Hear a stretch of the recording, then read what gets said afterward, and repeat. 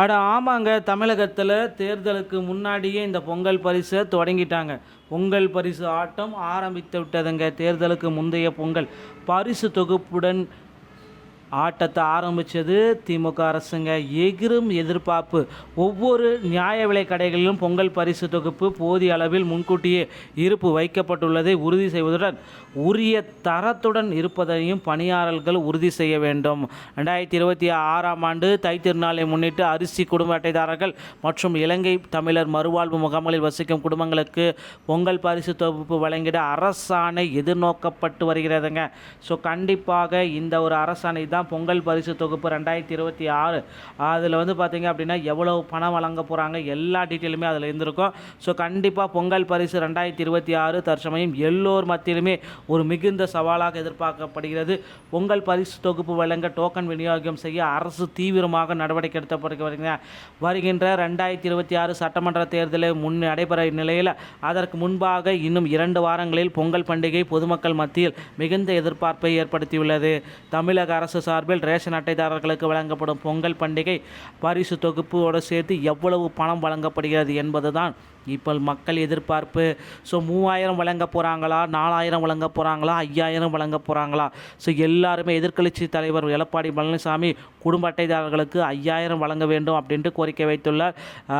அது மட்டுமே இல்லை, பிரச்சாரங்களிலும் இதை தெரிவிச்சிருக்காருங்க. இந்த நிலையில் பொங்கல் பரிசு தொகுப்புகளை வழங்கும் நடவடிக்கைகளை விரிவுபடுத்தும்படி அதிகாரிகளுக்கு உத்தரவிடப்பட்டுள்ளது. இது குறித்து கூட்டுறவு சங்கங்களின் பதிவாளர் நந்தகுமார் அனைத்து மண்டல இயக்குநர்களுக்கும் சுற்றறிக்கை ஒன்றை அனுப்பியிருக்கிறார். அந்த சுற்றறிக்கை அடிப்படையில் பொங்கல் பரிசு இணைப்பதிவாளருக்கு சுற்றறிக்கை அனுப்பினார். சுற்றறிக்கையில் 2026ஆம் ஆண்டு தைத்திருநாளை முன்னிட்டு அரிசி குடும்ப அட்டைதாரர்கள் மற்றும் இலங்கை தமிழர் மறுவாழ்வு முகாம்களில் வசிக்கும் குடும்பங்களுக்கு பொங்கல் தொகுப்பு வழங்கிட அரசாணை எதிர்நோக்கப்படுகிறது. இந்த நிலையில் 2026ஆம் ஆண்டு தைத்திருநாளை முன்னிட்டு பொங்கல் பரிசு தொகுப்பு நியாய விலைக் கடைகளின் மூலம் குடும்ப அட்டைதாரர்களுக்கு வழங்குவது தொடர்பான முன்னேற்பாடுகளை மேற்கொள்ளவும் டோக்கன்கள் விநியோகம் மற்றும் கீழ்கண்டவாறு தெரிவிக்கப்பட்டுள்ளதுங்க. ஸோ இதுதாங்க தற்சமயம் நியாய விலைக் கடைகள் மூலமாக குடும்ப அட்டைதாரர்களுக்கு டோக்கன் வழங்க போகிறாங்க.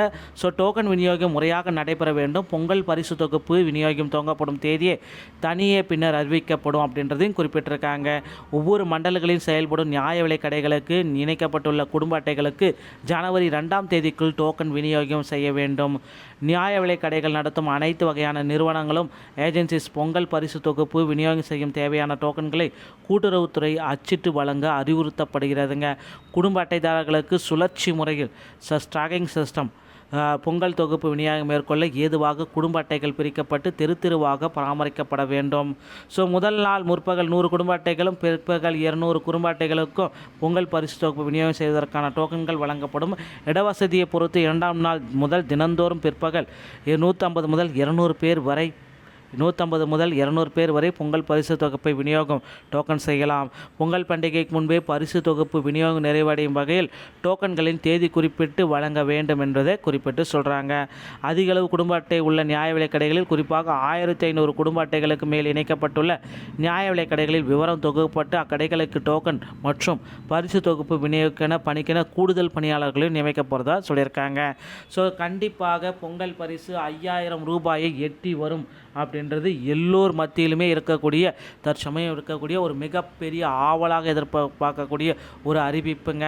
தமிழக அரசு மு.க. ஸ்டாலின் அவர்கள் விரைவில் பார்த்திங்கன்னா மக்களுக்கு ஒரு நல்ல செய்தியை கொண்டு வர இருக்கிறார். ஸோ டோக்கன்கள் அனைத்துமே ஜனவரி 2ஆம் தேதி முதல் நீங்கள் பெற்றுக்கொள்ளலாம். டோக்கனில் தேதி குறிப்பிட்டுருவாங்க. அதை பின்பற்றி பொங்கல் பரிசு தொகையை நீங்கள் பெற்றுக்கொள்ளலாம். இந்த வீடியோ உங்களுக்கு ரொம்ப ரொம்ப பயனுள்ளதாக இருக்குன்னு நினைக்கிறேன். மீண்டும் ஒரு நல்ல தகவலோடு நான் உங்களை சந்திக்கிறேன். நன்றி, வணக்கம்.